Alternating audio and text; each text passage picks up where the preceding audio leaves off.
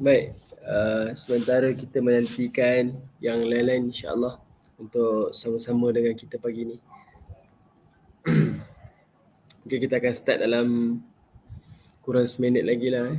Kalau ada yang menonton, minta komen sama ada suara saya ni jelas ataupun tidak, clear ataupun tidak insya-Allah.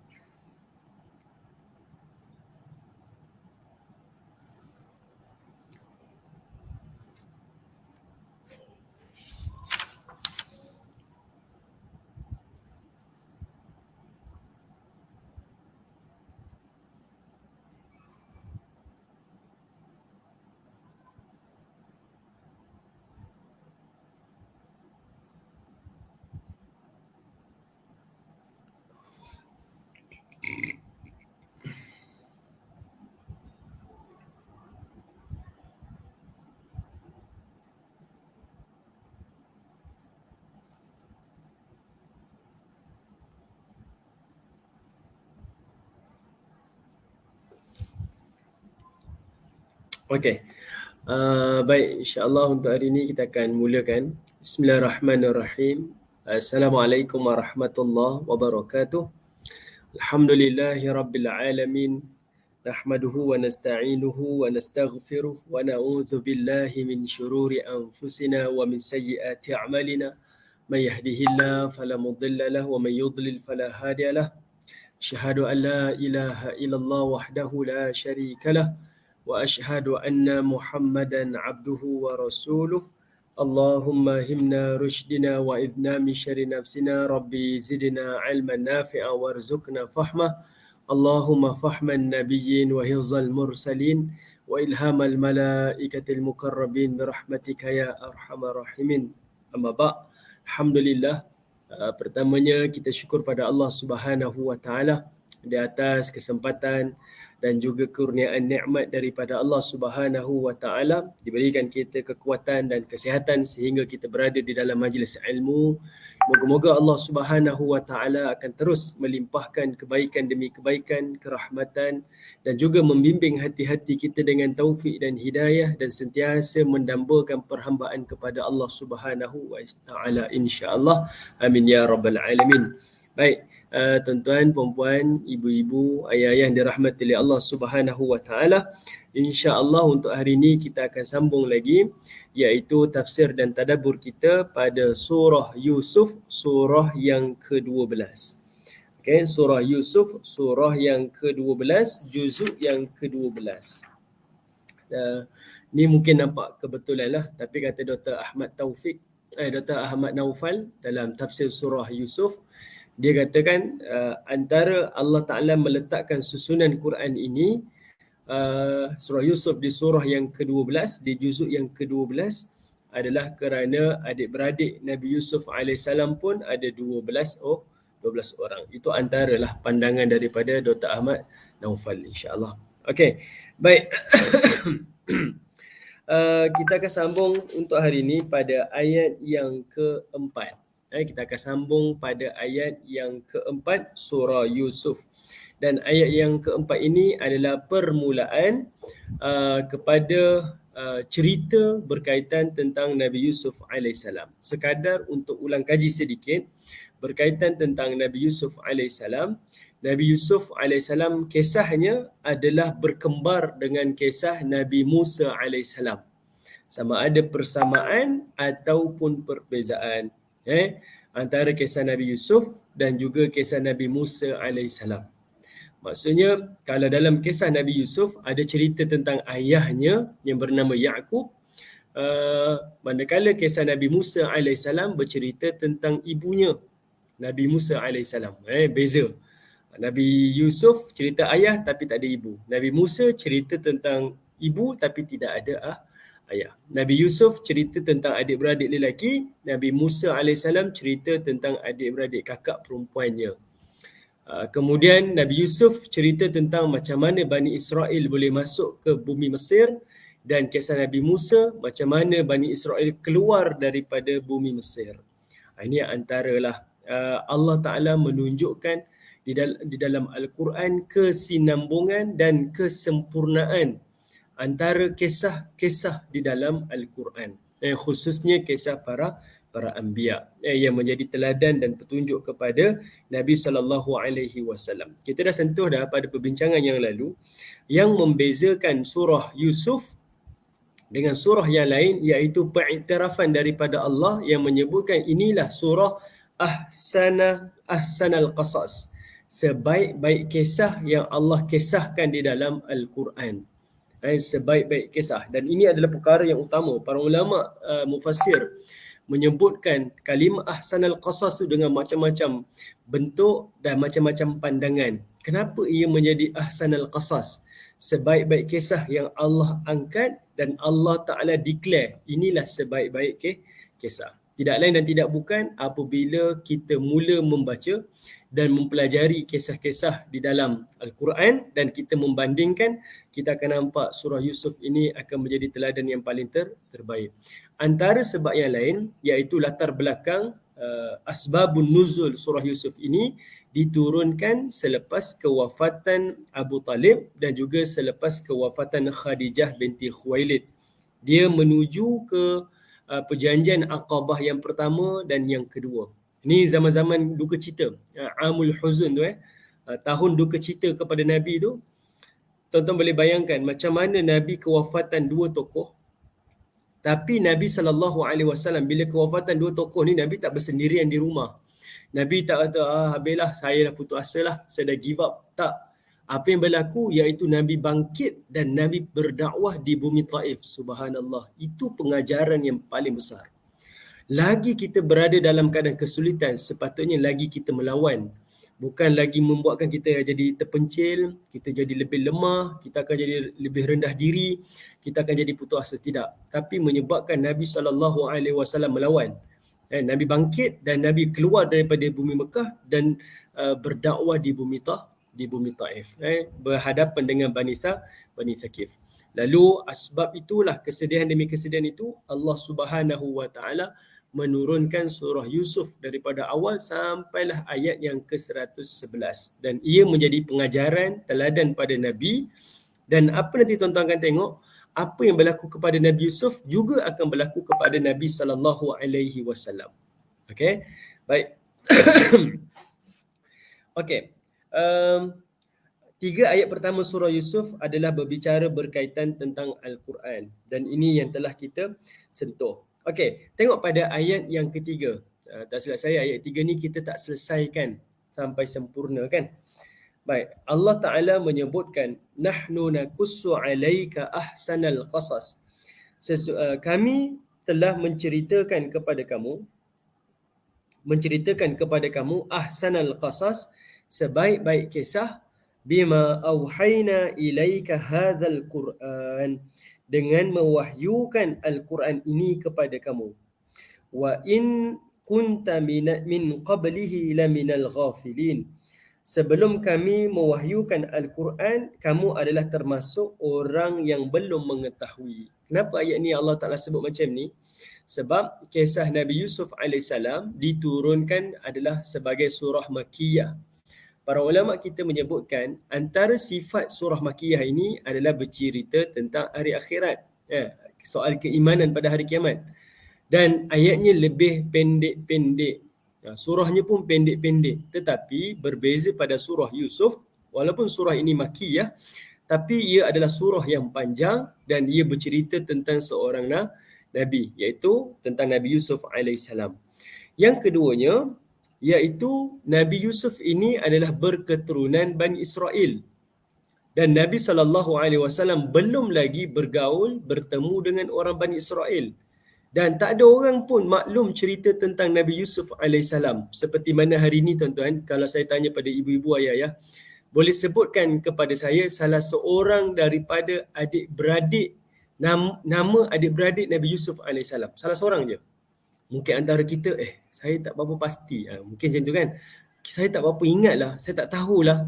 Begitulah pada zaman Quraisy dahulu, mereka tak kenal dan tak tahu siapa Yusuf dan adik-beradiknya. Melainkan orang-orang Bani Israel, orang-orang Yahudi sahaja yang maklum.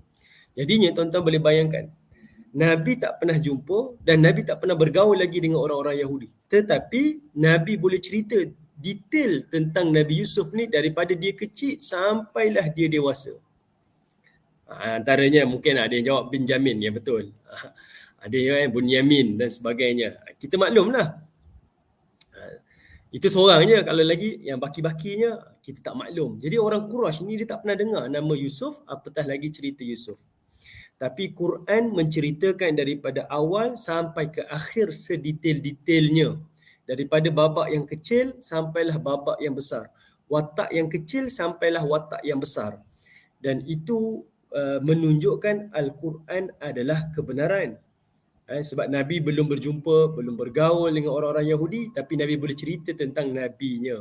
Dalam kalangan Nabi daripada keturunan Bani Israel. Yang itu yang Allah Ta'ala maksudkan. Sebab itu Allah kata, wa in kunta min qablihi laminal ghafilin. Kalau kami tak menurunkan, sebelum kami mewahyukan Al-Quran ini, kamu termasuk orang-orang yang tidak mengetahui. Kalimah al-ghafilin, ayat ketiga tu laminal ghafilin, saya share. Saya minta maaf, lupa nak share.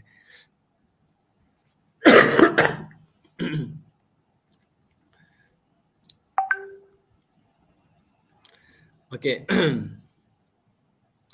Kalau kita tengoklah kalimah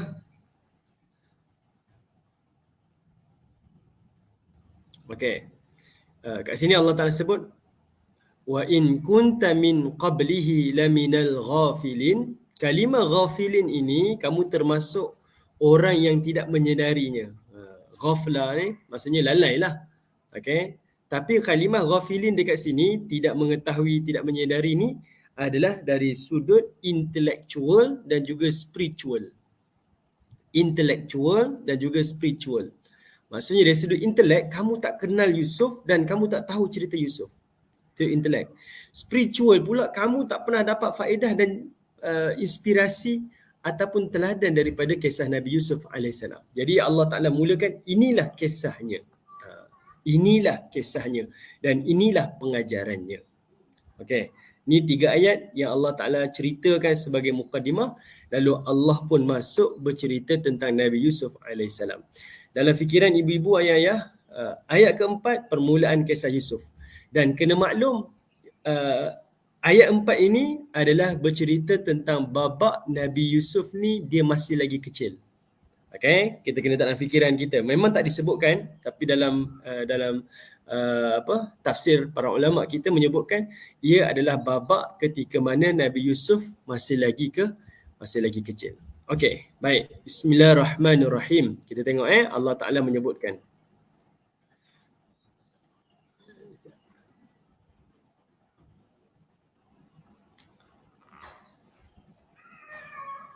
Okey, baik. Allah Subhanahu Wa Ta'ala menyebutkan, "Id qala Yusuf li abihi ya abati inni ra'aitu ahada 'ashara kawkaban wasyamsa wal qamar ra'aituhum li sajidin." Kata Allah Subhanahu Wa Ta'ala, "Id qala Yusuf." Ingatlah ketika mana Yusuf telah berkata, qala Yusuf li abihi, ya, kepada bapaknya, ya abati, ya abati, wahai ayahku, inni sesungguhnya aku, ra'aitu ahada asyaraka, sesungguhnya aku telah melihat ahada asyar, ada 11 kaukabang wa syamsa wal qamar, 11 bintang. Kaukab ni 11 bintang, wa syams dan juga matahari, wal qamar dan juga bulan. Ra'aituhum li sajidin, aku melihat mereka ni, iaitu 11 bintang matahari dan bulan ini li sajidin, semuanya tunduk hormat kepada aku ataupun sujud kepada aku. Yang ini adalah yang disebutkan oleh Nabi Yusuf alaihissalam. Tuan-tuan kena tengok Allah mulakan kisah Yusuf ini adalah berkaitan tentang mimpi. Dan Allah endingkan kisah Yusuf juga adalah melalui mimpi. Datang melalui mimpi, ceritanya permulaan dengan mimpi, akhir nanti pun adalah dengan mimpi.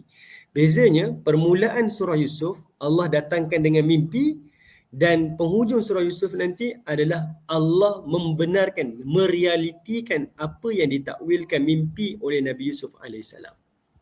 Okay? Jadi itu antaranya. Baik. Jadinya bila Nabi Yusuf AS bercerita tentang mimpi, lalu Allah Ta'ala rakamkan ayat yang kelima, jawapan daripada ayah dia. Kalau kata ayah Nabi Yusuf AS, qala, kata ayahnya menjawab. Siapa ayah Nabi Yusuf? Iaitu Nabi Yaqub. Tuan-tuan yang rahmati Allah, Nabi Yusuf dan Nabi Yaqub ni, ayah dengan bapa ni, dia sebenarnya adalah daripada keturunan Bani Israel. Dan mereka ni tuan-tuan adalah keturunan Bani Israel dan keturunan para anbiya. Saya pernah sebut dah pada kuliah surah Nuh dulu, orang Yahudi ni adalah mereka kalau datang daripada kalangan para nabi, mereka adalah mewarisi darah. Nabi mereka ni adalah mewarisi melalui darah. Kalau bapaknya nabi, maka anaknya pun nabi. Sebab itu Nabi SAW sebutkan di dalam Al-Quran, bila bercerita tentang Yusuf, Nabi akan kata apa? Al-Karimu benul Al-Karim, ibni Al-Karim, ibni Al-Karim. Nabi kata apa? Orang yang mulia, putera kepada orang yang mulia, putera kepada orang yang mulia, putera kepada orang yang mulia. Nabi sebut ada 4 orang mulia. Dia datang daripada kalangan keluarga para anbiya. Antara yang mulia dan antara yang mulia. Al-Karim, ibni Al-Karim, ibni Al-Karim, ibni Al-Karim. Siapa? Yusuf bin Yaqub bin Ishaq bin Ibrahim. Ini keturunan dia. Okay, Yusuf bin Yaqub bin Ishaq bin Ibrahim. Ini 4 ni adalah keturunan bapa dia. Bapa ke bapa ni semuanya adalah Rasul. Semuanya adalah Nabi. Minta maaf. Semuanya adalah Nabi. Ini Allah Ta'ala muliakan. Okey. Lalu kata ayahnya, iaitu namanya Yaqub, dia kata apa? Ya bunayya, wahai anakku, la taqsus, jangan ceritakan ru'yaka. Cerita ru'ya ni mimpi lah. Mimpi ataupun apa yang kau nampak tu. Ala ikhwatika, kepada saudara mara kau. Fayakidu laka kaida. Sebab apa? Risau tentang kejahatan. Kaida ni maksudnya tipu hela. Penipuan daripada mereka. Inna syaitana lil insani aduwwum mubin. Sesungguhnya syaitan itu adalah musuh yang nyata kepada manusia. Okey. Baik, tuan-tuan yang dirahmati Allah. Di sini ada adab yang disebutkan oleh Nabi SAW berkaitan tentang mimpi. Okey. Ayat 4 dan ayat 5 ni adalah bercerita tentang mimpi. Nabi Yusuf mimpi, cerita pada ayah dia. Dan dalam agama kita, melalui syariat Nabi SAW, ada beberapa adab di dalam bermimpi. Okay, ada beberapa adab dalam bermimpi. Ini disebutkan dalam hadis yang sahih. Hadis ni riwayat Al-Bukhari. Dan hadis ni daripada Abu Salamah. Abu Salamah satu hari, dia bermimpi dan dia ceritakan kepada seorang sahabat Nabi SAW bernama Abu Qatadah. Okay? Abu Salamah bermimpi, kemudian dia cerita kepada sahabat Nabi SAW yang bernama Abu Qatadah. Kata Abu Salamah, aku ni pernah bermimpi satu perkara sampai membuatkan aku jatuh sakit. Maksudnya mimpi buruk lah. Lalu aku pun berjumpa dengan Abu Qatadah. Lalu Abu Qatadah pun berkata, kata dia dalam bahasa mudah, mimpi, kata Abu Qatadah, Nabi SAW menyebutkan mimpi ni ada 3 jenis. Mimpi ada 3 jenis. Okay. Pertama iaitu mimpi yang baik. Kata Nabi, kalau kamu bermimpi mimpi yang baik, iaitu adalah mimpi yang datang daripada Allah. Okay. Yang kedua, ada mimpi yang buruk. Mimpi yang buruk datang daripada syaitan. Dan yang ketiga adalah mimpi yang benda yang kita buat pagi tadi. Benda yang dia tak baik, dia tak buruk. Dia macam berulang. Pagi tadi kita makan durian. Masuk dalam mimpi pun makan durian juga. Contohlah. Dia ada mimpi yang macam tu. Dia tak baik, dia tak buruk. Dan itu adalah permainan tidur. Saya sebut lagi sekali tuan-tuan. Nabi sebut mimpi ni ada 3 jenis. Kalau mimpi yang baik, dia datang daripada Allah. Kalau mimpi yang buruk, dia datang daripada syaitan. Yang ketiga, kalau mimpi itu adalah mimpi yang tak ada apa-apa unsur. Baik tidak, buruk pun tidak. Dia adalah permainan tidur. Okay. Ni Nabi sebut 3 mimpi. Kemudian Nabi sebut dalam hadis ini, kalau bermimpi dengan mimpi yang baik, okay, kalau kamu bermimpi dengan mimpi yang baik, kata Nabi, yang datang daripada Allah tu, maka ceritakan kepada orang yang kamu sukai. Siapa yang kita cintai, ceritalah mimpi tu. Sebab menzahirkan perasaan suka tu. Yang ini yang Nabi benarkan. Okay? Sebab itu Nabi Yusuf AS, ayat 4 dan ayat 5 ni, Allah tunjukkan kepada kita, bila dia bermimpi dengan mimpi tu, maka dia cerita kepada orang yang dia suka. Siapa? Iaitu ayahnya, Nabi Yaqub AS. Okay? Nabi Yaqub AS. Tetapi kata Nabi SAW dari riwayat Bukhari ni, kalau siapa mimpi dengan mimpi yang buruk yang datang daripada syaitan, maka hendaklah dia meludah ke kiri sebanyak 3 kali. Bukan ludah betul-betul, tapi sekadar isyarat. Macam tu isyarat. Bangun daripada tidur tu, meludah ke kiri sebanyak 3 kali. Dan minta perlindungan daripada syaitan dan juga kejahatannya. A'udzubillahi minasyaitanir rajim. Ataupun a'udzu bikalimatillahi min syarri ma khalaq dan sebagainya lah. Antaranya tuan-tuan meludah ke kiri dan tuan-tuan minta perlindungan daripada Allah. Dan kata Nabi, jangan ceritakan mimpi itu kepada orang lain. Ni kalau mimpi buruk. Okay, jangan ceritakan mimpi itu kepada orang lain. Kalau mimpi baik, cerita kepada orang yang kita suka. Kamu nak cerita boleh, tak cerita pun tak apa. Tapi kalau mimpi buruk, Nabi ajar bangun tidur, meludah ke kiri dan minta perlindungan daripada gangguan syaitan, dan juga jangan cerita pada orang lain. Dan manakala kalau mimpi yang permainan tidur tu tidak ada apa-apalah. Tak ada apa-apa. Dan Nabi sebut, kalau siapa yang bermimpi dengan mimpi buruk, maka mimpi itu kata Nabi sekali-kali tidak akan memudaratkan kamu. Nabi sebut dalam hadis ni, sekali-kali mimpi itu tidak akan memudaratkan kamu. Dan kata Abu Salamah, sesungguhnya selepas peristiwa tu aku pernah bermimpi dengan satu mimpi yang lebih berat daripada beban gunung, dia kata. Maksudnya mimpi yang lebih besar lah, yang pernah lagi dahsyat dia pernah mimpi. Tapi bila dia teringat kepada hadis ini, kata Abu Salamah, aku tak menghiraukan lagi daripada mimpi itu. Nampak tuan-tuan? Nampak Kalau mimpi yang baik, kena kita syukurlah. Sebab ia mimpi datang daripada Allah. Tapi kalau buruk, ia datang daripada syaitan. Tak perlu cerita, minta pertolongan daripada Allah, dan ingat, mimpi itu tak akan menjadi mudarat. Sebab ada kalanya orang tanya, Ustaz, saya ni mimpi mak saya matilah, saya mimpi tu akhirnya mengganggu hidup dia. Jadi tertekan, jatuh sakit dan sebagainya. Tuan-tuan, Nabi kata mimpi tu tak akan memudaratkan kita. Abaikan, biarkan. Sebab itu Abu Salamah kata, bila aku teringat hadis ini, aku dah tak hiraukanlah apa-apa dah. Biarkan je. Sebab dia tidak akan memudaratkan kita. Okey? Baik, boleh tuan-tuan Sebab itu, kisah yang awal ni, iaitu bila Nabi Yusuf bermimpi dengan mimpi yang baik, maka Nabi Yusuf pun bercerita kepada ayah dia. Dan ayah dia pun pesan, jangan cerita pada orang lain. Jangan cerita khususnya pada adik-adik kamu. Sebab banyak nanti dia punya tipu daya dia. Kejahatan-kejahatan mungkin ia lakukan kepada kamu. Okey, baik.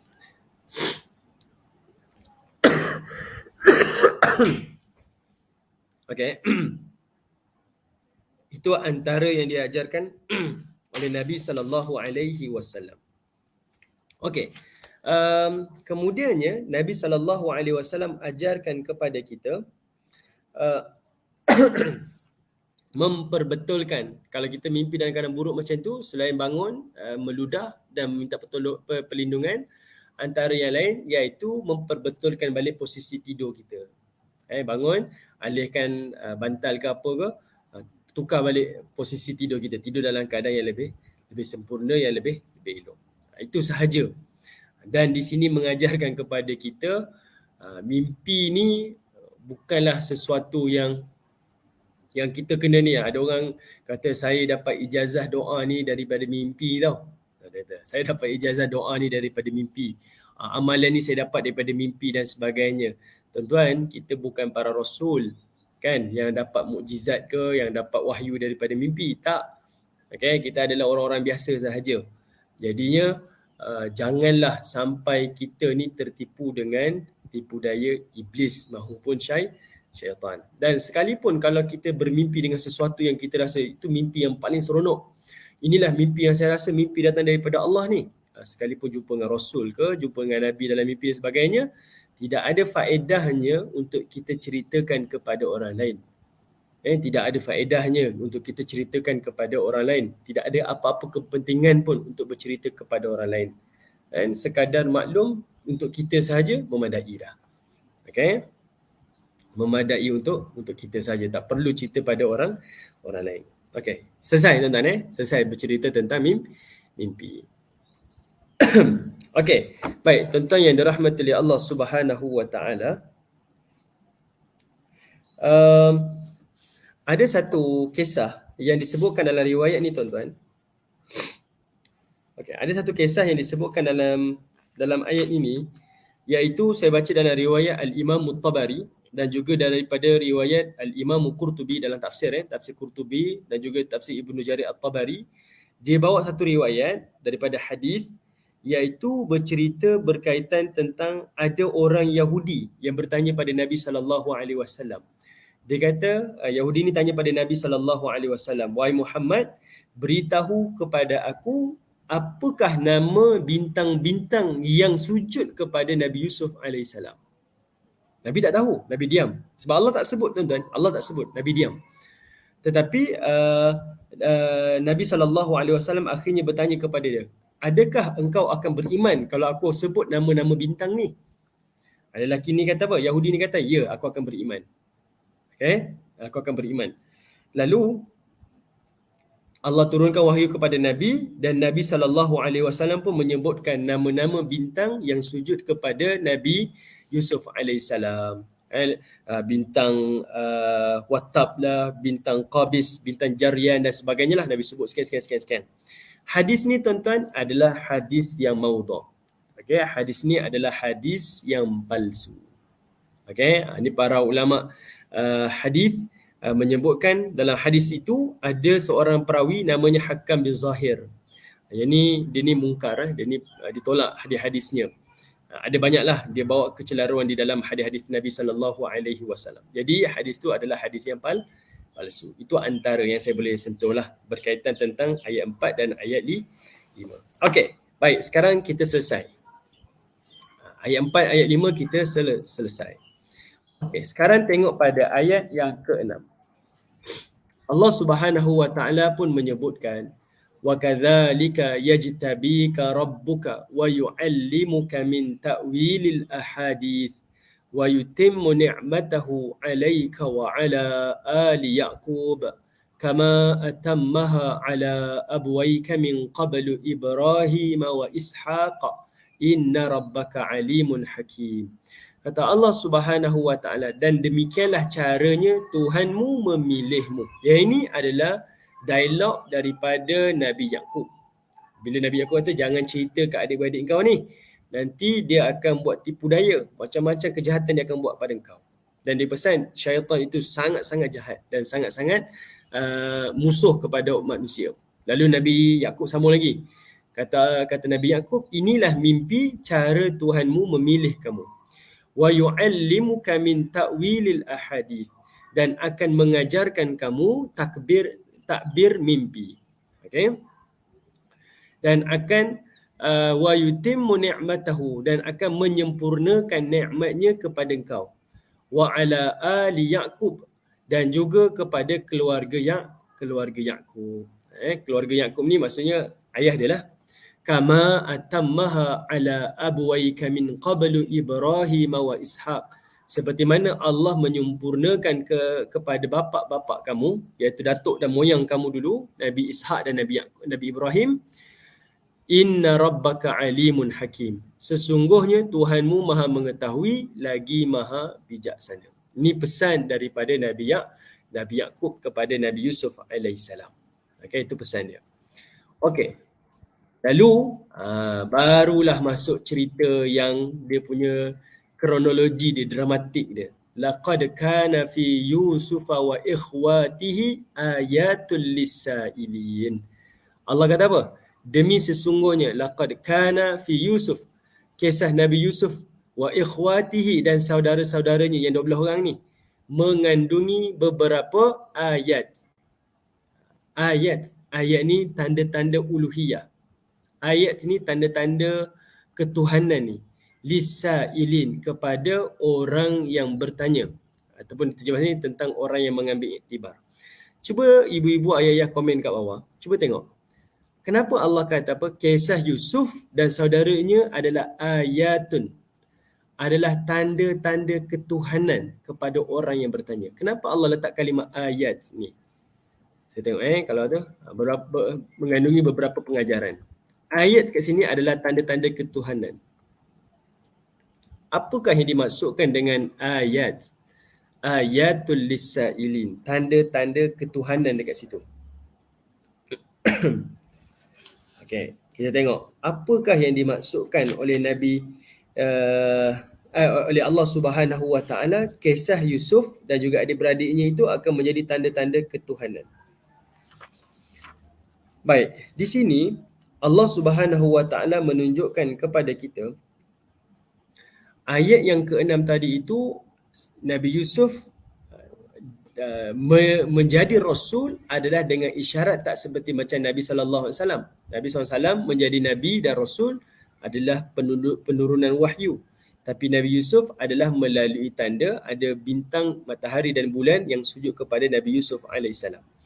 Kemudiannya Allah pun beritahu, Yusuf dan saudara-saudaranya itu semuanya dalam keadaan menjadi tanda-tanda kepada orang yang bertanya. Kalimah ayatun dekat sini ada beberapa tanda, ada beberapa maksud. Tafsiran yang pertama, ayatul lisailin, tanda-tanda ketuhanan dekat sini adalah menunjukkan kepada kita orang Quraisy, saya sebut awal tadi, orang Quraisy tak tahu cerita Yusuf dan adik-beradik dia. Sebab ini cerita tentang Bani Israel. Okay, cerita Bani Israel. Yusuf tak semasyhur macam Nabi Musa alaihissalam. Sebab Musa ada kitab, Yusuf tidak ada kitab. Jadi tak diceritakan sangat. Tapi bila diceritakan detail, maka itulah menunjuknya kebenaran daripada Al-Quran. Yang mana Nabi tak tahu tapi Allah bagi tahu. Orang-orang Yahudi yang mendengar pun terkejut. Macam mana Quran boleh cerita detail tentang Yusuf? Itu pertama. Tapi pandangan yang kedua yang lebih kuat adalah di sinilah Allah nak tunjukkan adik-beradik Nabi Yusuf ni yang ada sifat dendam, ada sifat dengki, ada sifat tipu muslihatnya, ada sifat menyerang bapaknya. Walaupun dia tahu bapaknya adalah Nabi, dia buat tuduhan jahat pada bapak dia. Nanti kita akan tengok bapa-bapa itu. Itulah sebenarnya Allah kata sebagai ayat. Ayat apa?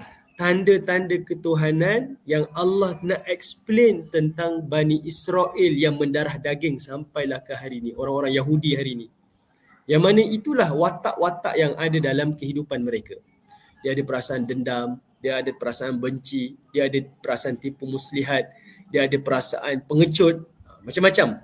11 orang tu, 10 orang tu, Nabi Yusuf ada 12 adik-beradik.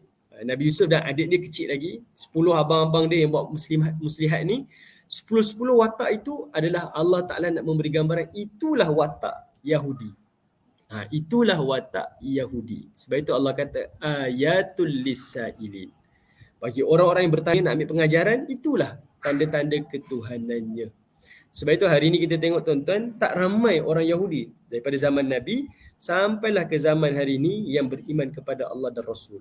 kerana kedegilan dia, kerana kesombongan dia dan sebagainya, macam-macam. Saya pernah cerita pada tuan-tuan,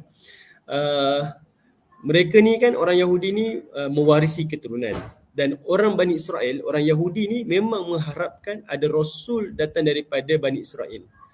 Tujuan dia bukan untuk beriman, bukan untuk mencari kebenaran, tapi tujuan dia adalah dia tahu bila lahirnya Rasul ataupun Nabi dalam Bani Israel, artinya keturunan mereka ini akan Allah muliakan.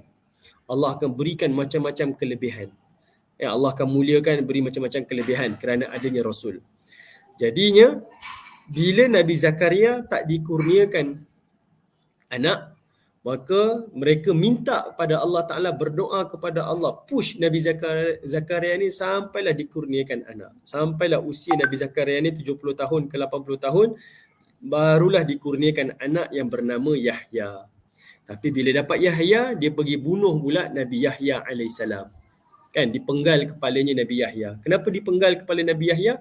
Sebabnya Nabi Yahya itu pada waktu dia menjadi pemuda tu, waktu itu sudah lahir seorang lagi Nabi, iaitu Nabi Isa alaihissalam. Dan akhirnya Nabi Isa pun dibunuh oleh Bani Israel. Kenapa? Sebab Nabi Isa membawa kitab yang lain dan tak meneruskan kitab Taurat yang mereka imani. Kan, membawa kitab Injil lepas tu. Sebab itu dia bunuh semua para Nabi tersebut. Ini adalah watak yang ada kepada orang-orang Yahudi, Bani Israel. Dan inilah Allah kata ayatun, tanda-tanda ketuhanan. Okay? Dia bukan sekadar cerita je.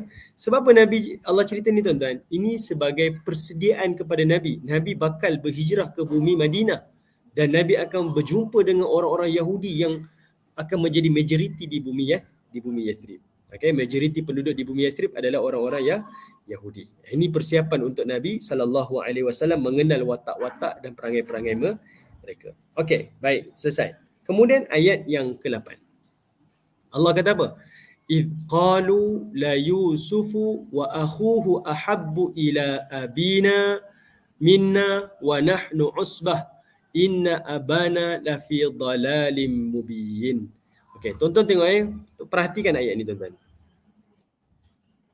Allah Subhanahu Wa Taala kata apa? Kisah itu bermula ketika mana keluarga saudara mara Nabi Yusuf alaihissalam ni berkata di antara mereka.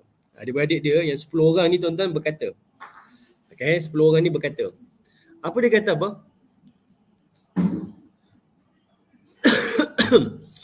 Dia kata la Yusufu wa akhuhu ahabbu ila abina minna wa nahnu usbah.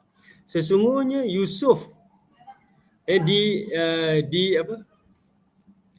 dan adiknya lebih disayangi oleh bapa kita daripada kita. Okey. Ahabbu ila abina, lebih disayangi oleh bapa kita, minna, daripada kita. Abang-abang cemburu lah ni, abang-abang cemburu. Oh, Yusuf dengan adik ayah sayang. Okey. Wa nahnu usbah. Padahal kita ni satu kumpulan yang ramai dan berguna. Inna abana lafi dhalalim mubin.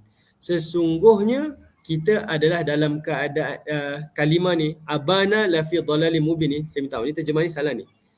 Inna abana, sesungguhnya bapa kita ni, lafi dhalalim mubin. Dhalal ni diterjemah sebagai sesat kan tuan-tuan. Tapi dhalal ni adalah menunjukkan ayah dia dalam keadaan confused. Dhalal ni maksudnya confused. Ayah dia macam keliru. Keliru yang nyata. Tak tahu nak utamakan siapa. Okey. Baik, sebenarnya tuan-tuan, di sinilah masuknya tipu daya daripada syaitan.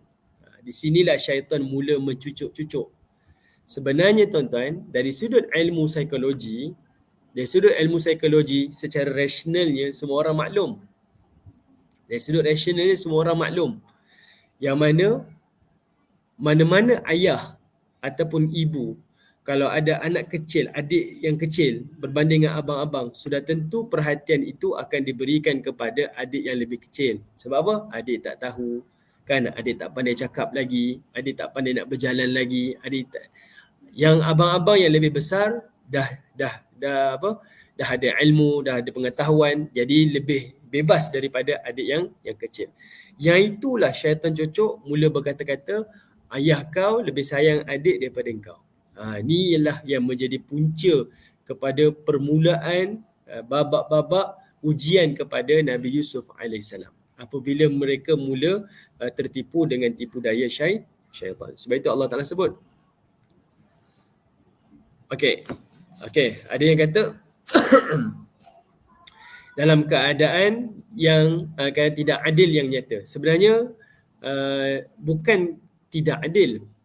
Yang tepatnya dolal tu adalah dalam keadaan confused, dalam keadaan keliru. Sebab orang yang berada dalam keadaan kesesatan ni, kadang dia tak tahu yang dia sesat.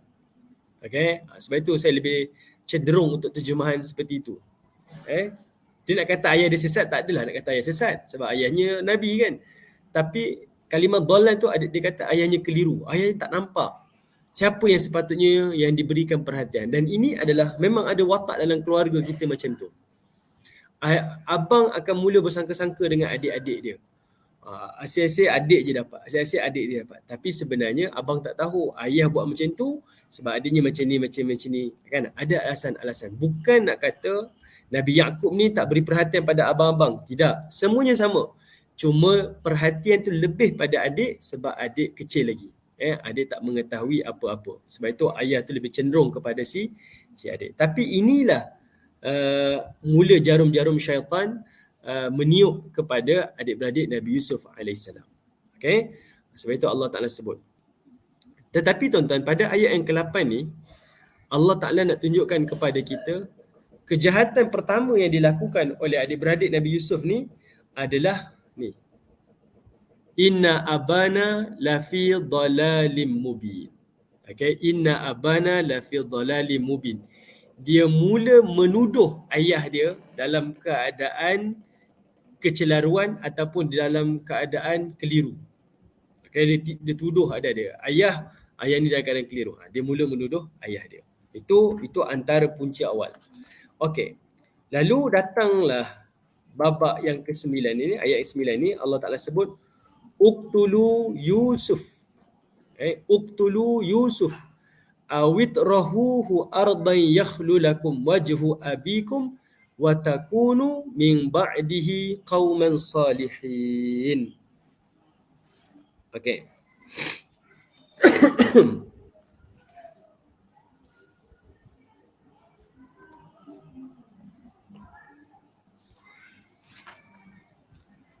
Okey, tuan-tuan perhatikan ayat ni tuan-tuan .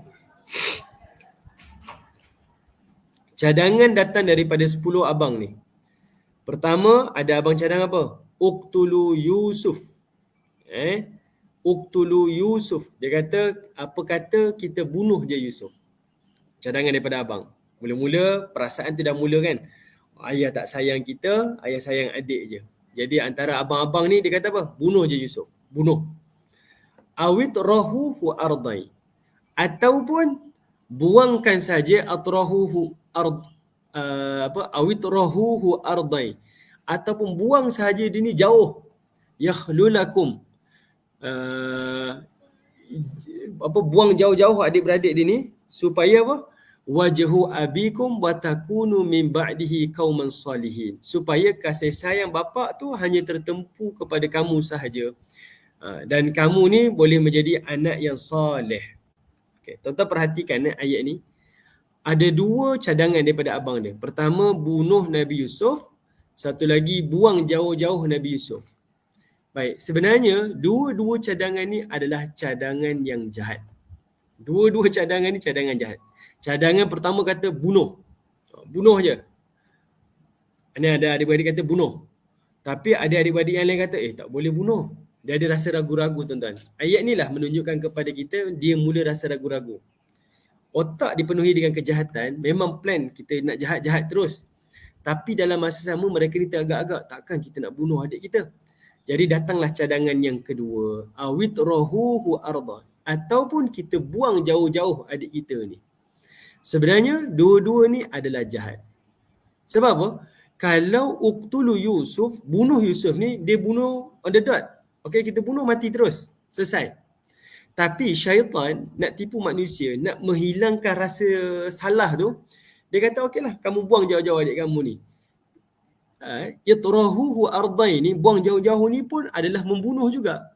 Cuma bezanya dia membunuh dalam tempoh yang agak panjang. Bunuh secara perlahan-lahan.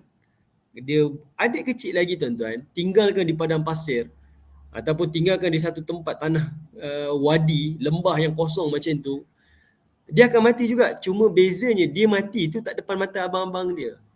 Menghilangkan rasa bersalah tu kurang. Sedangkan dua-dua tu adalah benda yang sama. Jadi Allah rakamkan kisah ni. Allah kata syaitan itu seperti itulah dia. Syaitan itu seperti itu. Dia suruh kita buat kejahatan on the dot. Buat kejahatan ni. Tapi kalau kamu tak nak, kamu buat macam ni juga. Tapi matlamat sama tak? Matlamat yang sama. Iaitu kamu tetap membunuh dia. Okay? Tuan-tuan nampak pengajaran dia? Nampak macam kalau kamu nak bunuh terus. Kalau tak nak, kamu buat macam ni. Ni alternatif. Tapi matlamat sama tak? Matlamatnya sama. Dua-dua matlamat adalah membunuh. Okay. Kemudian, syaitan merasionalkan. Kenapa perlu kamu bunuh ataupun buang jauh adik-adik kamu ni? Sebab dia kata apa? Yakhlu lakum wajhu abikum. Supaya kamu buat ni bukan untuk lain. Supaya ayah kamu sayang kepada kamu. Nak jadi rasional je tuan-tuan. Nak jadi rasional. Okay? Kita buat ni bukan kita saya saja. Saya menipu ni bukan saya saja. Ni semua untuk kepentingan ni. Ada sebab saya buat macam ni. Ini semuanya tuan-tuan tipu daya daripada syaitan. Okay? Nak jadikan rasional. Nak merasionalkan kita. Kemudian disambung lagi. Watakunu min ba'dihi qauman salihin. Kalau kamu rasa lagi perasaan salah, contoh kamu bunuh dia ataupun kamu buang jauh. Kamu jangan risaulah, jangan rasa bersalah. Kamu buat itu semata-mata untuk dapat perhatian ibu bapa kamu, daripada ayah kamu supaya kasih pada kamu. Tapi kalau kamu rasa bersalah juga, kamu jangan risau. Wa takunu min ba'dihi qauman salihin. Tak apa, lepas ni kamu boleh jadi orang yang soleh. Kamu bertaubat kepada Allah Ta'ala. Jadi orang soleh lepas ni. Tuan-tuan nampak tak? Pada ayat ke-9 ini, Allah tunjukkan kepada kita betapa licik dan betapa well-planned-nya syaitan menipu daya manusia. Okay? Macam mana syaitan punya jahat tuan-tuan menipu daya manusia. Mula-mula dia suruh kita bunuh terus. Kalau tak nak bunuh, ambil alternatif yang kedua. Kamu bunuh dia. Tapi sebenarnya dalam keadaan kamu tak nampak kamu bunuh dia. Kalau kamu rasa nak hilangkan rasa bersalah, kamu kena ingat kamu buat ini sebabnya ini. Nak rasionalkan kita. Tapi kalau kamu rasa bersalah juga, tak mengapa. Kamu kena tahu, lepas ni kamu tetap ada peluang untuk bertaubat kepada Allah dan menjadi orang soleh. Tuan-tuan, adakah benda ni berlaku dalam hidup kita? Berlaku. Kenapa ambil rasuah, Encik? Saya ambil rasuah ni bukan sebab apa. Tak ada orang nak tolong saya. Kalau saya tak ambil rasuah, siapa nak bagi isteri saya makan? Anak saya makan? Kalau dah ambil rasuah, rasa bersalah, jangan risau. Lepas ni kita taubat lah. Kita pergi haji, kita pergi umrah, kita cuci duit kita balik. Nampak? Syaitan ni dia menipu kita sama ada merasionalkan kita ataupun dia mengajak kita supaya bertaubat kepada Allah Subhanahu Wa Taala. Tapi sebenarnya tak semudah itu. Okey? Baik, itu ayat yang ke-9. Okey, sebelum tu tuan-tuan, ada apa-apa persoalan ke yang timbul? Mungkin tuan-tuan nak tanya ke apa ke? Okey, ada apa-apa soalan ke yang tuan-tuan nak tanya? Mungkinlah ada yang nak bertanya.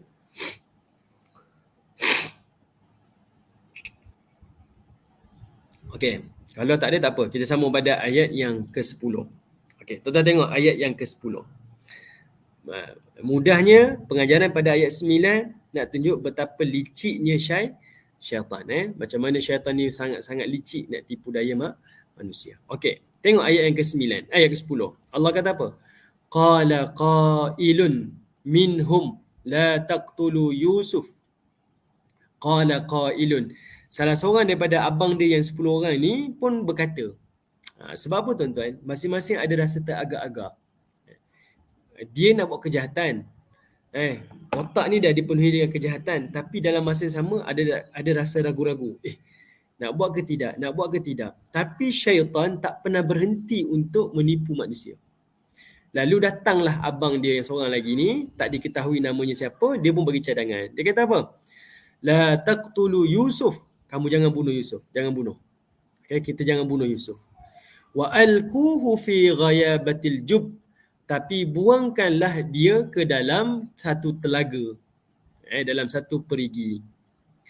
Yaltaqithu ba'dus sayyarah, yang mana telaga itu nanti biar dalam keadaan terbuka tu, supaya nanti ada kafilah-kafilah dagangan akan ambil adik kamu ni. In kuntum fa'ilin, kalaulah kamu nak teruskan lagi kamu punya teori konspirasi ni lah, perancangan jahat kamu ni. Tuan-tuan nampak tak? Tuan-tuan nampak tak? Daripada ayat 9 tadi tu, syaitan ni kita boleh nampak dia tak pernah berhenti untuk tipu manusia. Dan dia cuba kurangkan rasa bersalah tu. Mula-mula bunuh, kalau kamu tak mampu bunuh, kamu buang jauh-jauh. Bunuh juga kan? Kalau kamu nak hilangkan juga perasaan itu, dia kata okey tak apa. Jangan rasa bersalah. Kita buang dalam perigi, tapi perigi tu biar tengah-tengah jalan. Nanti ada pedagang-pedagang, kafilah-kafilah lalu, dia akan jumpa adik kamu, dia akan ambil adik kamu. Dan dia akan bawa adik kamu pergi jauh. Nampak tak? Tapi matlamat sama tak? Sama tuan-tuan. Terus melakukan maksiat. Okay? Matlamat tetap sama. Terus melakukan maksiat. Dan itulah syaitan. Sebab itu ayat dia dah pesan dah. Inna syaitana lil insani aduwwum mubin. Nabi Yaqub dah pesan dah. Syaitan itu adalah musuh yang nyata kepada manusia. Dia sekali-kali takkan hentikan manusia jangan buat. Dia akan suruh manusia buat juga. Sikit pun tak apalah. Yang penting buat. Okay. Okay, sekarang tuan-tuan perhatikan kalimah ayat la taqtulu Yusuf. Abang yang seorang ni dia kata apa? Jangan bunuh Yusuf. Nampak? Teragak-agak tu. Dia rasa risau. Kalau kita bunuh, kita berdosa ni. Tahu. Sebab keturunan Nabi kan. Bapaknya Nabi. Lalu dia cadangkan wa alquhu fi. Wa alqu ni iaitu buangkanlah dia. Buanglah Yusuf itu fi ghayabatil jub. Okey, tuan-tuan perhatikan kalimah ghayab.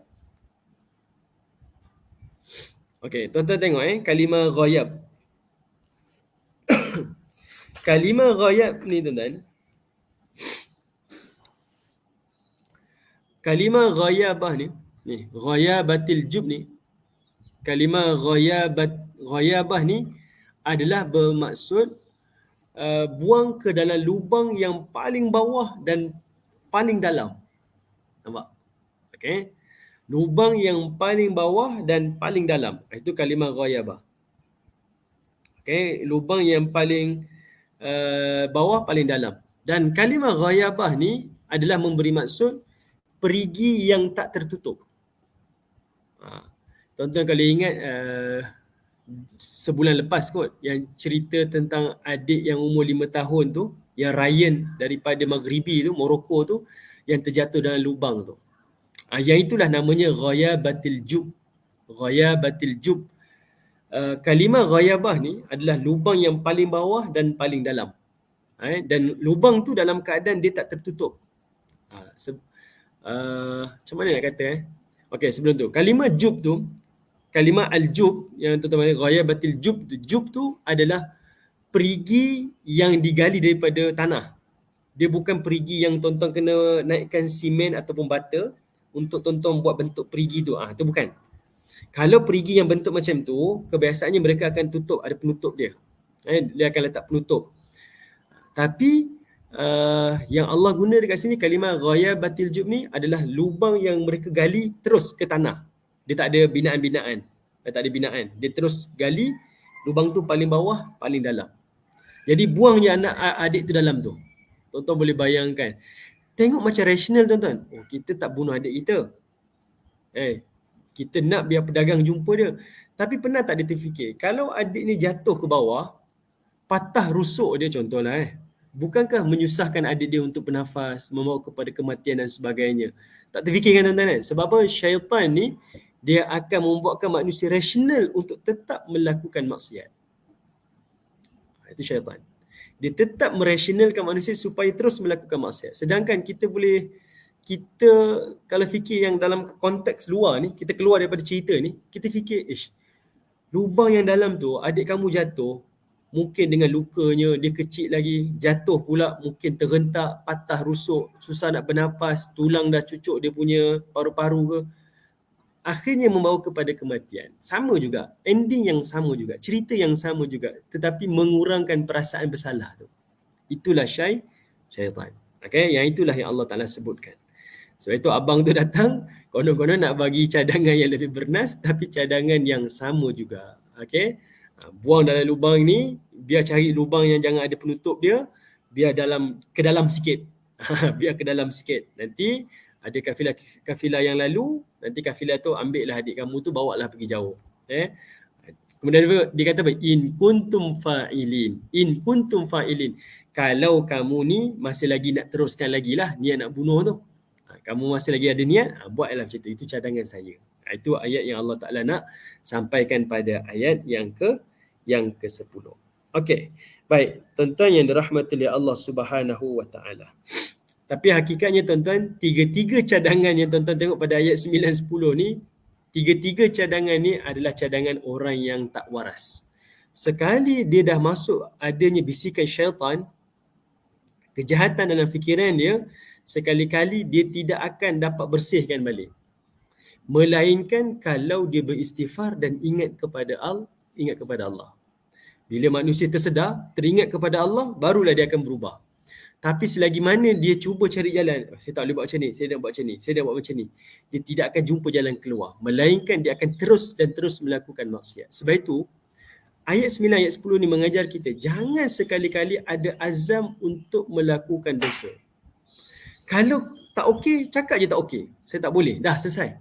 Jangan kata, saya macam ni lah, macam ni. Nanti kita akan sentiasa mencari jalan untuk terus menipu dan terus menipu. Okay?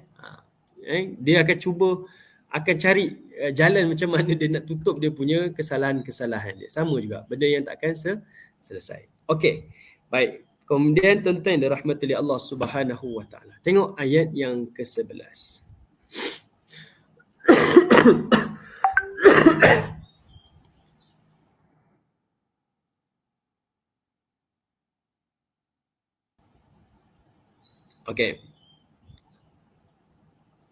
Okey, tengok ayat yang ke-11. Allah Ta'ala menyebutkan, qalu ya abana ma laka la ta'manna ala yusufa wa inna lahu lanasihun.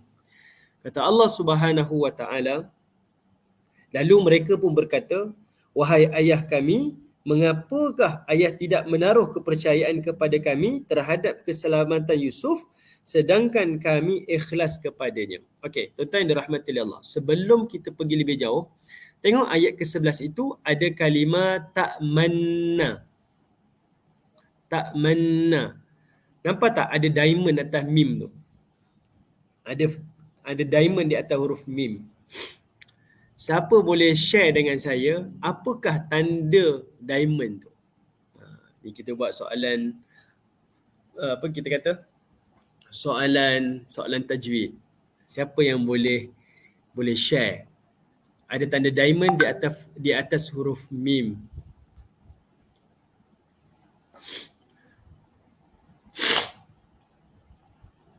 Siapa boleh teka? Apakah maksud tanda diamond di atas huruf min pada kalimah ta'manna? Dan macam mana bacaannya tu? Kenapa tiba-tiba ada huruf diamond? Okey, ada siapa nak cuba? Ada siapa nak cuba? Okey, tak ada? Okey, kalimah ta'manna di situ adalah namanya ishmam. Okey, itu adalah namanya ishmam. Ishmam ni kalimah ta'manna tu dia tak dibaca dengan kalimah la ta'manna. Salah. Bacaan tu salah. La ta'manna itu bacaan yang salah. Salah. Di situ adalah bacaannya adalah la ta'manna. Dia ada dimuncungkan. Bunyinya macam la ta'manuna. Tetapi dia bukan manuna. Nu tu tak ada tau. Cuma dimuncungkan mulut. La ta'manna. Masa kita sebut man tu, nun yang ada sabdu tu kan dengung kan. Man tu Man dalam keadaan kita muncungkan. La ta'manna. Macam tu. Itu namanya bacaan ishmam. Ada special case. Okay, dia tak dibaca dengan bunyi la ta'manna ataupun la ta'manuna, tak. Nu tu hanya pada muncung mulut je. Boleh faham tuan-tuan Boleh Nanti kalau tuan-tuan nak tengok bacaan yang tepat ayat sebelah ni, tuan-tuan mungkin boleh dengar kori-kori kat YouTube tu, type je surah Yusuf ayat ke-11 ke apa ke, tuan-tuan dengar dia bunyi bacaan dia tu. Ataupun tengok bentuk bibir dia. Okay, dia tak dibaca la ta'manna. Dia la ta'manna. Man tu dalam keadaan man, kemudian dimuncungkan mulut dia, kemudian na, baru dia habiskan dengan na. Itu namanya bacaan ishmam. Ishmam. Okey. Baik. Pada ayat yang ke-11, qalu, adik-beradik Nabi Yusuf ni, abang-abang dia yang 10 orang tu, dia kata apa? Ya abana, wahai ayah kami. Malaka la ta'manna. Mengapa ayah tidak percayakan kami? Kenapa ayah tak percayakan kami tentang Yusuf? Wa inna lahu lanasihun. Sesungguhnya kami ni orang yang ikhlas, yang memang ikhlas ambil berat tentang Yusuf. Tuan-tuan perhatikan antara dia nak jalankan konspirasi dia, cerita sebelum ni adik-beradik dah bincang dah. Apa kita nak buat? Ada nak bunuh, ada yang nak pergi buang jauh-jauh, ada nak campak dalam perigi. Akhirnya mereka sepakat nak campak dalam perigi. Jadinya, macam mana mereka nak jalankan mereka punya niat ni? Antaranya iaitu mereka provoke Nabi Yaqub AS. Ayat 11 tu adalah mereka provoke. Okay, mereka provoke. Macam mana mereka provoke? Dia kata apa? Ayah ni tak cairkan kami ayat dia. Ayah tak cairkan kami Kan sepatutnya mereka boleh cakap dengan nada yang lebih baik. Kan? Ataupun bercakaplah, ayah boleh tak kami nak bawa adik pergi main kat luar ke? Dia tak cakap itu tuan. Dia kata ayah tak percayakan kami. Sedangkan kami ni orang yang ikhlas nak ambil berat tentang adik ni nak main. Tujuan dia provoke ni supaya ayahnya itu lembut hati. Tapi cara yang Allah tunjukkan kepada kita ni betapa orang yang melakukan kesalahan ni dalam keadaan dia merancang tapi dia berlawan dengan perasaan dia. Sebab itu ayat tu dalam keadaan provokasi. Kalau benda tu berlaku secara spontaneous, mesti dalam keadaan dia tak pernah plan, dia cakap baik-baik je. Sebab ayah dia tak ada apa-apa pun. Tiba-tiba dia kata, ayah tak percayakan kami ke? Tiba-tiba dalam keadaan macam tu. Itulah sepatutnya dari sudut ilmu psikologi, kita nak tahu orang tu buat salah ke tidak. Kita tak ada apa-apa, dia pun tak ada apa-apa, tapi tiba-tiba dia menyerang kita. Menyerang peribadi dan sebagainya. Selalunya itulah antara tanda-tanda lah seseorang itu dalam keadaan dia gelisah ataupun dalam keadaan dia buat satu kesalahan. Sebab itu kalau saya tengok orang berdebat tuan-tuan, saya dah share lah. Kalau orang berdebat, dia tak ada fact yang dia nak pertahankan, maka dia mula menyerang peribadi lawan debat dia. Orang ni lah, orang tu ni lah, dia mula melawan. Yang itu adalah benda yang kita boleh nampak confirm lah ni. Yang ni orang tak ada fact. Kalau orang yang ada fact, dia akan cakap fact sahaja. Dia tak perlu pun nak menuduh ke ataupun menyerang secara peribadi. Jadi antara tanda yang awal-awal ni ayah dia ni, Nabi Yaqub ni boleh perasan apabila pertama ni dia mula menyerang. Ayah tak percayakan kami ke? Kami nak jaga Yusuf. Kemudian dia kata apa? Ayat ke-12. Ayat yang ke-12 tu iaitu disebut arsilhu ma'ana ghadan yarta' wa yal'ab wa inna lahu lahafizun. Katanya biarkanlah dia bersama-sama kami esok wahai ayah, supaya nanti Yusuf ni akan bersukaria. Dia dapat yarta' wa yal'ab, dia dapat makan minum dan bermain-main. Wa inna lahu lahafizun, sesungguhnya kami akan menjaga adik kami ni dalam keadaan yang sebaik-baiknya. Okey.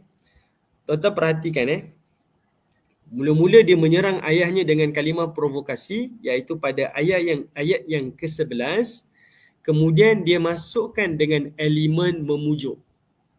Okey, mula-mula dia provokasi dengan ayat yang ke-11. Ni kalimah ni tuan-tuan, ni kalimah provokasi Lama, saya tak boleh color lah. Kalimah daripada ma lakala ta'manna ala Yusuf ni ayat provokasi. Ayat ni tak percayakan kami. Tapi kalimah wa inna lahu lanasihun, sambung ayat bawah ni sampailah wa inna lahu lahafizun, dia bersulamkan dengan janji-janji manis. Mula-mula provok, kemudian janji manis. Provok ayah dia, kemudian dia buat jaminan janji-janji manis. Jangan risau, kami ikhlas nak ambil berat pada adik ni. Dan kami ni akan jaga sungguh-sungguh adik. Itu antara yang mereka cuba lakukan kepada Nabi Yaqub alaihissalam. Okey, itu yang cuba mereka lakukan kepada Nabi Yaqub. Lalu Nabi Yaqub jawab apa tuan-tuan? Okay. Lalu Nabi Yaqub kata, qala inni la yahzununi an tadhhabu bih. Bapa mereka pun menjawab. Yaqub pun jawab, inni la yahzununi, pemergian kamu membawa Yusuf nanti sangatlah la yahzununi, akan mendukacitakan aku. Okey, kenapa Allah kata Nabi Yaqub kata mendukacitakan dia? Okey. Sebabnya tuan-tuan, Nabi Yaqub maklum Nabi Yusuf ni kecil lagi. Kan? Dia main bukan dalam kawasan taman permainan tuan-tuan, bukan dekat kawasan perumahan, tapi dia nak pergi ke satu lembah. Dia nak bawa adik dia ni pergi mengembala kambing. Okey, kat satu lembah, wadi. Dan kawasan tu kawasan yang terbuka. Kita tak tahu musuh-musuh yang sentiasa memerhatikan. Jadinya adik ni masih lagi kecil. Jadi Nabi Yaqub kata pada adik-adik anak-anak dia, kalau kamu bawa aku jadi sedih.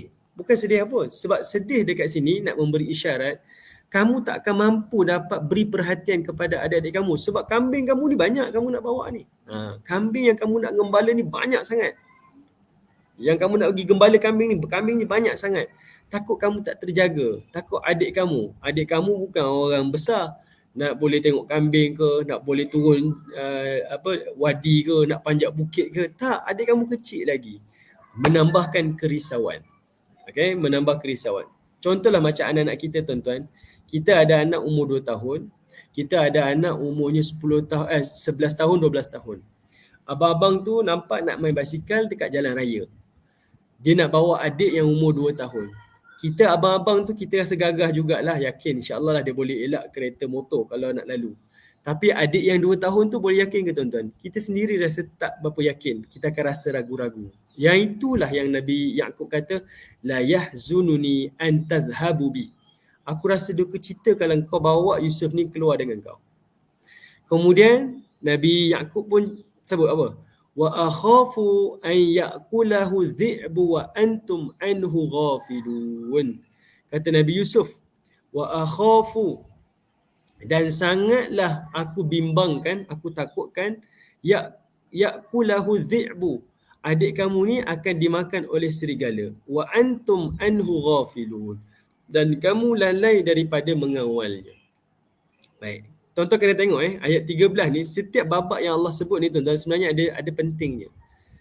Sekarang ni Nabi Yaqub sebut kenapa dia takut tuan-tuan? Sebab dia takut nanti adik kamu bakal dimakan serigala. Kenapa dia cerita tentang serigala pula? Sebabnya abang-abang Nabi Yusuf nak pergi mengembala kambing. Nak bawa adik dia sambil boleh makan, boleh bersukaria dengan abang-abang dan sebagainya. Jadi kambing ni dia adalah haiwan pemangsa kepada serigala yang berada dekat gurun-gurun ni. Okey, dekat kawasan terbuka ni. Jadi ayah Nabi Yusuf pesan, Yaqub ni dah cakap dah, kalau kamu sibuk jaga kambing kamu, datang serigala nak makan kambing-kambing kamu, takut kamu terlalu menjaga kambing sampai kamu mengabaikan Yusuf alaihissalam. Okey. Kalau Yusuf besar mungkin dia boleh berlari, mungkin dia boleh menyelamatkan diri dia. Sekarang Yusuf kecil. Takut kamu sibuk jaga kambing, kamu terlepas pandang adik kamu. Dan ayat ni tuan-tuan, sebenarnya nanti inilah yang akan menjadi clue. Ya'kulu dhi'bu ni. Dimakan serigala ni lah yang akan jadi clue yang mana Nabi Yaqub tahu anak-anak dia menipu. Sebab kalimah Nabi Yaqub kata adik kamu ni akan dimakan oleh serigala ni adalah ayah dia mula menyangka lah, bersangka-sangka, takut. Tapi nanti ayah dia dapat cam. Nanti kita akan jumpa tentang ayat tu. Okey, baik. Kemudian lalu abang-abangnya pun kata, qalu, dan mereka semua berkata, La in akalahu dhi'bu wa nahnu usbah. Kalau dia dimakan oleh serigala sedang kami ramai bilangannya, inna idzal la khasirun. Sesungguhnya kami tidaklah menjadi orang-orang yang rugi. Apa kata abang dia? Ayah jangan risaulah. Ayah jangan risau. Adik tak akan dimakan oleh serigala. Sebab apa? Kami ni 10 orang. Kami ni ramai. Seorang abang cukup jaga Yusuf. Yang 9 lagi insya-Allah boleh jaga kambing-kambing yang lain. Kita ni ramai ayah. Serigala tu ni jangan risau. Nampak tak tuan-tuan? Allah tunjukkan kepada kita, ayah dia cuba je. Takutlah serigala makan. Anak-anak dia sendiri yang menafikan. Oh tak, jangan risau. Kami ni boleh ni. Tapi nanti tuan-tuan, bila abang dia dah buang adik dia, balik nanti abang dia cerita dengan ayah dia, abang dia pun mengatakan adiknya telah dimakan oleh serigala. Yang itulah menyebabkan Nabi Yaqub mula detect yang anak-anaknya menipu. Okay? Anaknya menipu. Okay, baik. Tuan-tuan yang dirahmati oleh Allah Subhanahu wa taala. Sekarang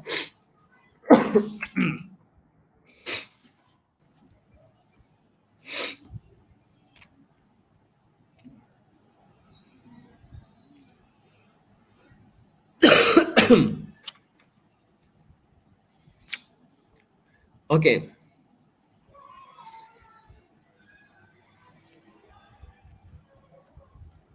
Sekarang tuan-tuan perhatikan. Maka bermulalah perjalanan konspirasi jahat. Nampak tak? Allah Ta'ala nak tunjukkan tuan-tuan daripada ayat keempat sampailah ayat 14. Seseorang yang berniat nak buat jahat ni, dia bukan buat secara spontan. Okay? Seseorang yang nak buat kejahatan ni, dia bukan buat secara spontan. Tiba-tibalah saya buat jahat, tak ada. Dia akan membina, dia akan build up tuan-tuan. Kejahatan tu sikit sampailah dia buat kejahatan. Sebab itu, bila Allah Ta'ala bercerita berkaitan tentang zina, Allah kata apa? La taqrabuz zina. Allah tak kata jangan berzina, tapi Allah kata jangan hampiri zina. Sebab apa? Dalam masyarakat kita, kita kata berzina ni adalah dia terlanjur. Kalimah ter tu maksudnya tak sengaja, tiba-tiba terlanjur. Dia adalah perkara yang mustahil tuan-tuan. Dia takkan terlanjur, tak tersengaja. Dia mesti dibina. Adakah tuan-tuan boleh tengok ada orang tiba-tiba je terlanjur? Tak. Dia mesti message dulu, kan? Kemudian dia rancang, kemudian dia ambil kunci kereta, dia start kereta dia, bawa kereta, pergi bayar tol, isi minyak, pergi sampai ke tempat pelacuran, barulah dia melakukan perzinaan. Betul tak? Kan? Proses tu ada tuan-tuan. Daripada satu benda nak kemaksiatan tu prosesnya panjang. Samalah dengan adik-beradik Nabi Yusuf ni, dia nak membunuh adik dia, punya banyak dia buat benda-benda tu sampailah akhirnya dia buat kemaksiatan tersebut. Sampai tahap dia tuduh ayah dia, kemudian dia menipu ayah dia, kan? Dia merancang sampailah perkara tu benar-benar terjadi. Sebab itu dalam hal-hal maksiat ni, iaitu jangan kalau boleh tutup semua pintu-pintu ke arah kemaksiatan. Sepatutnya tutup semua pintu. Jangan sekali-kali kita buka dan jangan sekali-kali kita memandang tak apa, benda ni tak apa, tak ada masalah. Tak ada tuan-tuan. Dia adalah perkara yang boleh mengundang ke arah kemaksiatan. Elak-elakkan. Jangan cuba-cubalah memberi peluang kepada syaitan untuk menipu manusia. Sebab itu Allah kata apa? Syaitan ini allazi yuwaswisu fi sudurin nas. Dia ni adalah syaitan yang membisik fi sudurin nas. Dia membisik di dada-dada manusia. Fi sudurin nas. Syaitan ni dia membisik di dada-dada manusia. Allah tak kata syaitan ni bisik di telinga. Okay? Dia target terus ke dada tuan-tuan. Itu pun Allah menggunakan kalimah sudur. Fi sudur. Allah tak kata dia membisik fil qulub, di hati. Sebab apa? Sebab bahayanya syaitan ni dia membisik di dada sehingga menimbulkan keinginan untuk kita bermaksiat. Dan kita sanggup buat apa sahaja kita nak bermaksiat. Tapi Allah tak sebut hati tu, qulub tu, sebab kalau syaitan dah sampai ke qulub, kamu takkan selamat daripada tipu daya syaitan. Okay, boleh beza tuan-tuan. Kalau syaitan membisik di telinga ni, kita boleh tepis. Membisik di fikiran kita, kita boleh tepis. Tapi membisik di dada tu, dia membina keinginan. Okay? Tetapi tak di hati. Sebab apa? Kalau di hati kita akan rosak. Dia hanya sampai ke sudur sahaja. Membisik kepada sudur pun menjadikan manusia sanggup melakukan maksiat, meninggalkan kewarasan akal dia. Sebab apa? Keinginan itu dibina. Dia sanggup. Tipu ayah pun tipulah, tuduh ayah jahat pun tuduhlah. Yang penting dia nak meneruskan misi konspirasi dia untuk melakukan kejahatan kepada adiknya. Okey. Baik, sekarang tuan-tuan tengok ayat 15.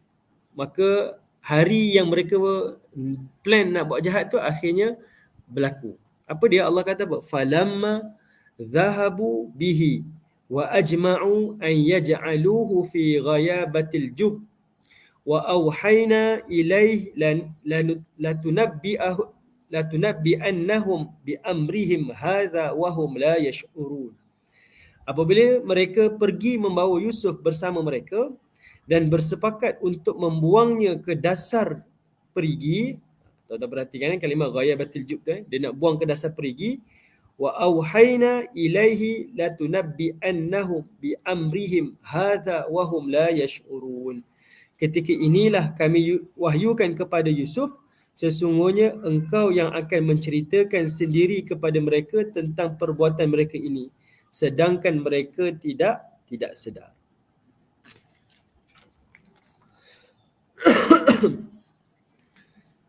Okey. Sekarang ni daripada kalimah falamma zahabu sampailah kalimah ghayabatil jub. Kita maklum dah. Hari yang mereka nak membunuh Nabi Yusuf ni, hari itu dah terjadi dah. Cumanya soalnya tuan-tuan, apa yang Allah maksudkan dengan kalimah wa auhayna ilaihi ni, dan kami wahyukan kepada Yusuf ni? Sampailah ayat wahum la yash'urun. Sampailah wahum la yash'urun.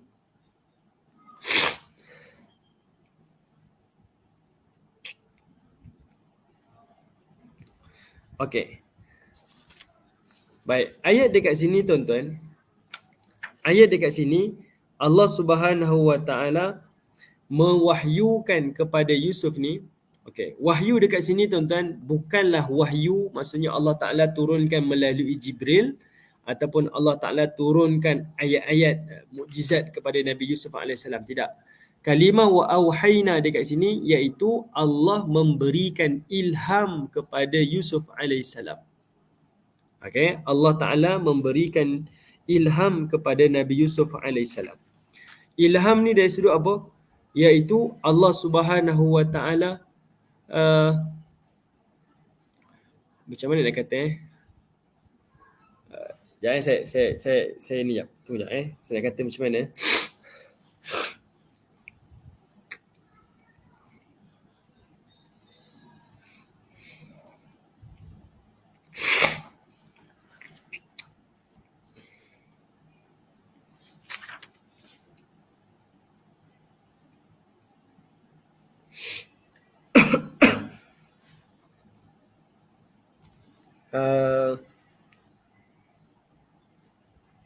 Okey.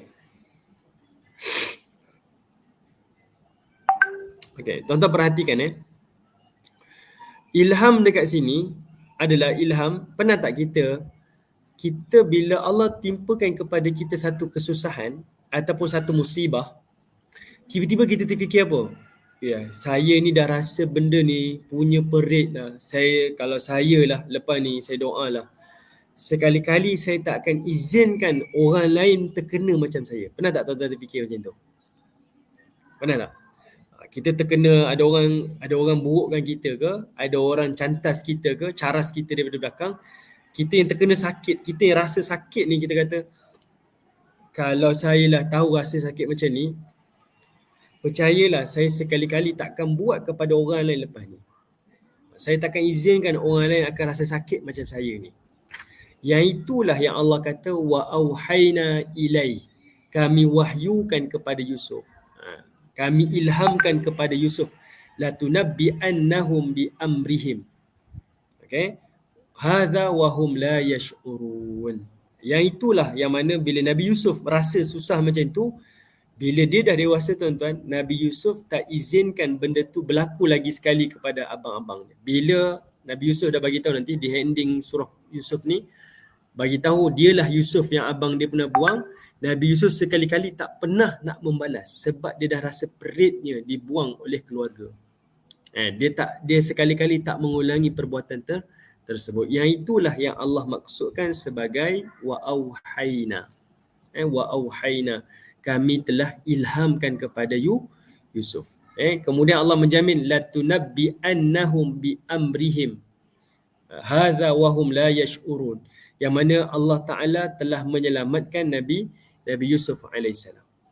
Allah Taala menyelamatkan Nabi Yusuf alaihissalam melalui cara-cara Allah Subhanahu wa taala. Baik, ayat ni tuan-tuan, ayat 15 ni kita boleh tengok tuan-tuan, macam mana perancangan manusia pun nak melakukan kejahatan kepada manusia lain, mungkin nampak macam Allah Taala melorongkan, Allah Taala seolah-olahnya meredai perbuatan tersebut.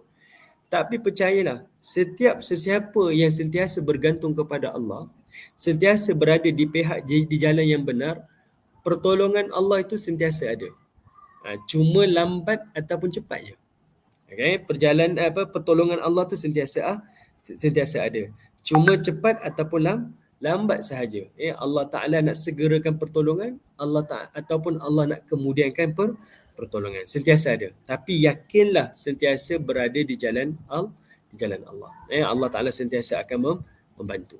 Yang itulah yang Allah Taala nak masukkan pada ayat yang ke-15. Okey. Baik, tuan-tuan yang dirahmati oleh Allah Subhanahu wa taala. Kemudian tuan-tuan, Allah Taala sambung lagi, waja'u abahum isha'an yabkun.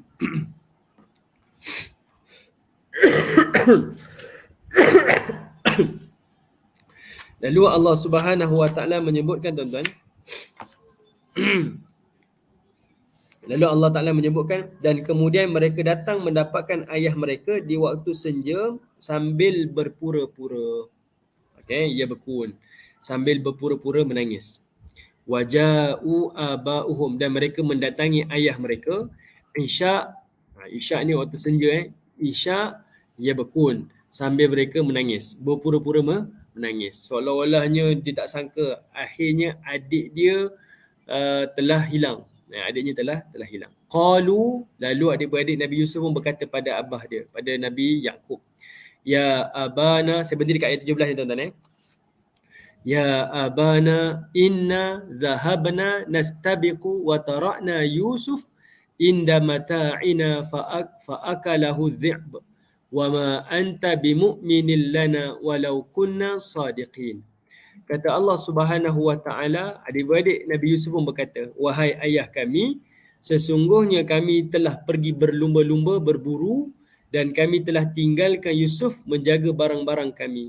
Lalu ia dimakan oleh serigala, dan sudah tentu ayah tidak akan percaya kepada kata-kata kami sekalipun kami adalah orang yang benar. Walaupun kami adalah orang yang benar. Baik, tuan-tuan yang dirahmati oleh Allah Subhanahu wa taala. Dekat sini tuan-tuan, ada beberapa poin pada ayat 17 ni menampakkan penipuan daripada adik-beradik Nabi Yusuf alaihissalam. Saya berhenti kat sini. Nanti kita akan ulangi sekali tuan-tuan.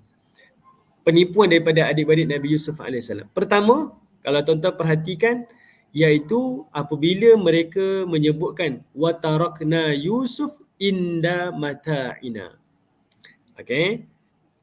Wa tarakna Yusuf inda mata'ina. Kami telah meninggalkan Yusuf untuk menjaga barang-barang kami. Dah tentulah tuan-tuan, adik Nabi Yusuf ni kecil lagi. Yusuf ni kecil lagi. Sudah tentulah dia tak mampu nak menjaga. Dah tentulah tak boleh tengok barang-barang ke, nak tengok kambing-kambing ke. Abang-abang sibuk main, adik tu dibiarkan.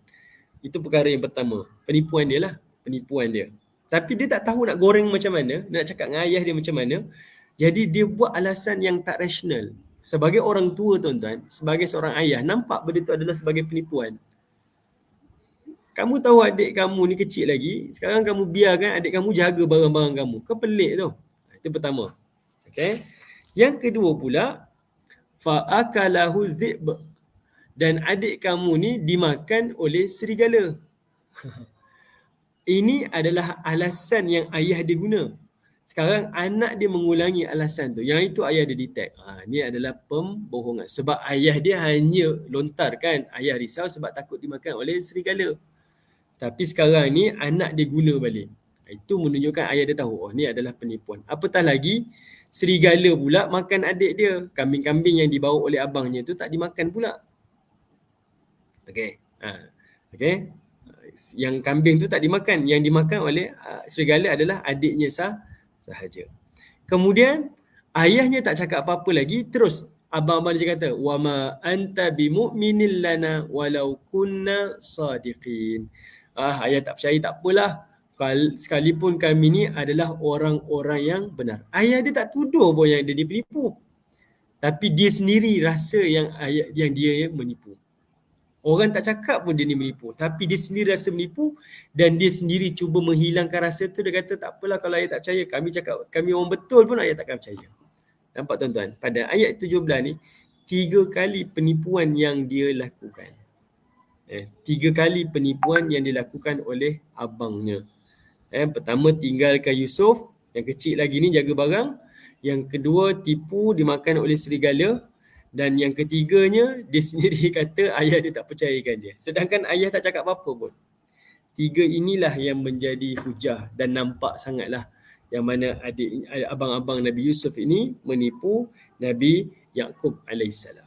Okey, menipu Nabi Yaqub alaihissalam. Yang itulah tuan-tuan, kita boleh tengok kejayaan syaitan menipu adik-beradik Nabi Yusuf hanya kerana mereka tersalah faham kepada ayah dia. Secara warasnya, seorang ayah dan ibu tak pernah membezakan anak-anak. Dia hanya memberi perhatian lebih hanya kerana anak tu mungkin sakit, anak tu mungkin kecil lagi, mungkin anak tu bermusafir, ada keutamaan sedikit berbanding adik-beradik yang lain. Tetapi itulah yang menjadi punca-punca awal ke arah perpecahan dan sebagainya. Jadi bila datangnya benda-benda macam tu ke dalam diri kita, ahli keluarga kita, kitalah yang kena rasional dan jangan bersangka-sangka. Okey?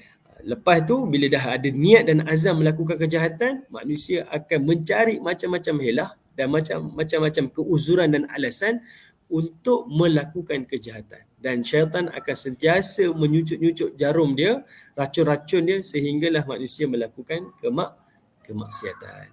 Nanti dah lepas buat maksiat, dia menipu lagi. Dia terus lagi untuk meneruskan penipuan dia. Dan ini adalah pengajaran yang besar kepada kita. Okey, baik tuan-tuan yang dirahmati oleh Allah Subhanahu Wa Taala. Kita berhenti dekat sini. InsyaAllah kita akan sambung lagi. Saya rasa minggu depan saya bolehlah datang ke HQ. Kita akan jumpa di sana. Dan mudah-mudahan ada manfaatlah daripada majlis ini. Doakan terus sembuh kepada kami sekeluarga dan semoga Allah Subhanahu Wa Taala menerima amalan kita insya-Allah. Okey. Jadi saya tengok ada soalan ke?